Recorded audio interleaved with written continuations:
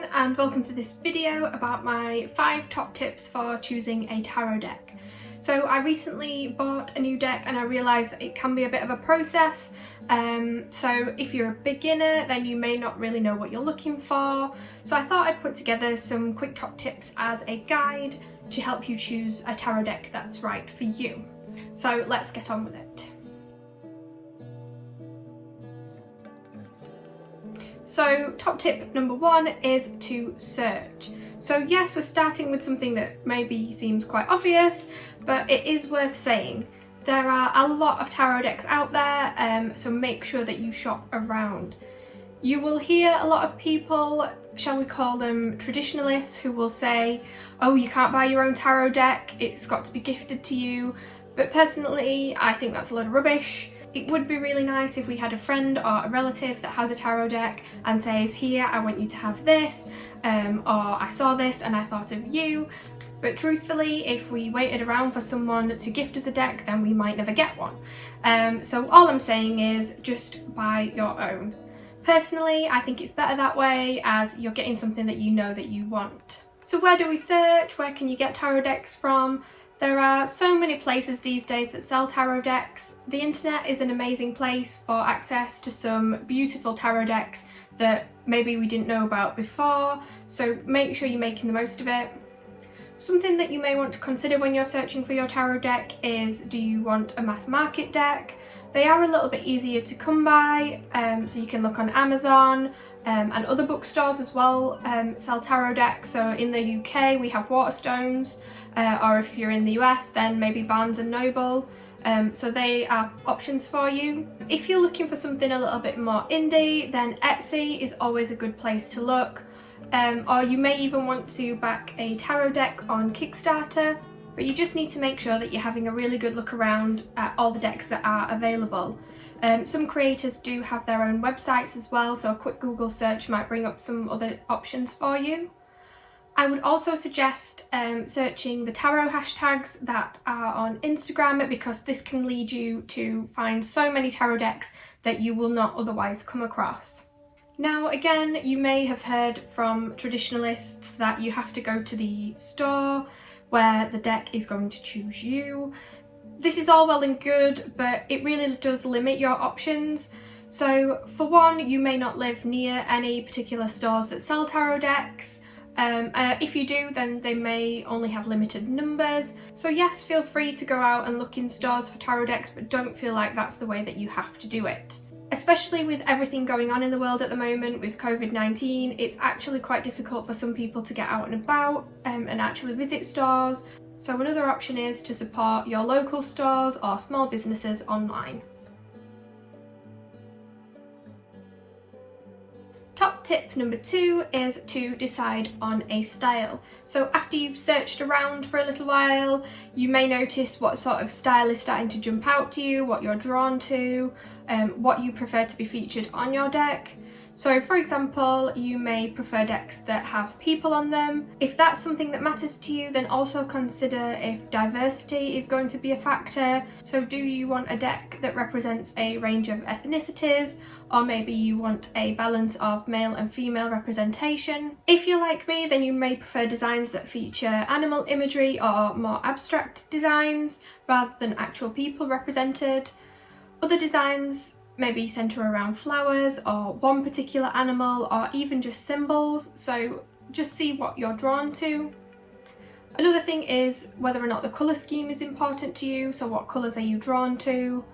Deciding on a style is something that comes down, like I said, to looking at lots of different decks, but eventually you'll start to narrow it down. Okay, so top tip number 3, now we're getting onto some really important stuff, and tip 3 is to look at the deck specifications and check out some reviews. So once you've narrowed it down to one deck, or maybe you have a few in mind, then you really need to check the details of those decks. So this is particularly important if you're buying online, as you won't be able to see or touch the deck beforehand. And in most cases, even in stores, the decks are boxed and wrapped, so you still may not be able to handle the cards themselves. So what sort of things should we be looking for and checking? Well, firstly, you need to find out what cardstock the deck is, so what material it is made out of. So the thickness and the quality of the card is really important. You want your cards to be durable and they need to hold up to repeated use and to feel comfortable while you're shuffling them. So a really good place to look is the reviews of people that have purchased the deck. I have come across some really beautiful decks, but the reviewers have said that the card quality, so the card stock, is practically like paper, so it's very thin, which means it's probably not very good quality. It's not going to be very good to use. Next, in terms of the specifications of the cards, you also want to check the dimensions and the size. So most regular tarot decks are 7 centimeters by 12, which is larger than a normal playing card. However, you can get smaller or larger tarot decks. Really, you need to consider what you're comfortable holding. So if you're new to tarot, then the size of the cards is something that you do eventually become accustomed to, but if you have smaller hands, then maybe you would prefer to have a smaller size card deck. Another thing in terms of the specifications of the card is the finish. So what kind of finish are you looking for on the deck? Do you want a matte finish, or do you prefer cards to be a little bit more glossy? So this is more than just about the aesthetics or the appearance of the card, it actually affects how they handle. So glossy cards can be quite easy to deal, however they may also be quite slippy. You may also want to be wary of cards that feature a high gloss finish or a high shine finish, as they can leave fingerprint marks. Other options can be cards that have more of a satin finish that are smooth but don't have that high shine. One finish that I really like at the moment that I got on my most recent deck is a matte finish, but the card stock is more of a linen material rather than a paper. So do bear those things in mind when you're really getting down to the nitty-gritty details of the cards themselves. Top tip number 4, and something that a lot of people don't consider, is who actually created the deck. So do a little bit of research and find out who the creator of the deck is. So you may want to find out who designed the cards. Sometimes this could be several people, so someone does the drawings and the image designs, and someone creates the card meanings or wrote the information for the guidebook. Most decks these days do come with a small guidebook on that specific deck. You may also find that some tarot decks were a concept idea from one person and then someone else produced it, or it could just be that one person has designed, created, produced and put all that deck together. So why is this important? Well, you want to make sure that the deck was created by someone who knows and is familiar with the tarot, not just someone who created some pictures and put them on cards, which does happen. You do want your tarot deck to work effectively, so the images and the designs on the cards need to work together with the meanings and with the deck as a whole. So whoever created the deck needs to have a really good understanding of how tarot works.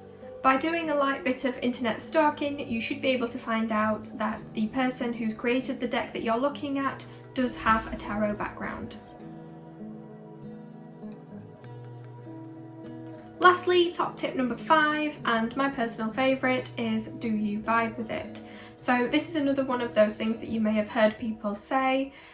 Do you get a feeling about it? Are you drawn to it? Basically, all this means is, do you like it? So do you get excited when you think about that tarot deck? Does it give you good and positive vibes? If so, then that's probably a good sign that you should get the deck. And that's it, my top 5 tips for choosing a tarot deck. Do you have anything that you would add to the list? Maybe you have some advice for other people that you could leave down in the comments. Or if you have any tarot related questions, then please do feel free to ask and I'll do my best to answer. Okay, thank you guys, I hope you enjoyed the video and thank you very much for watching, and I'll see you in the next one.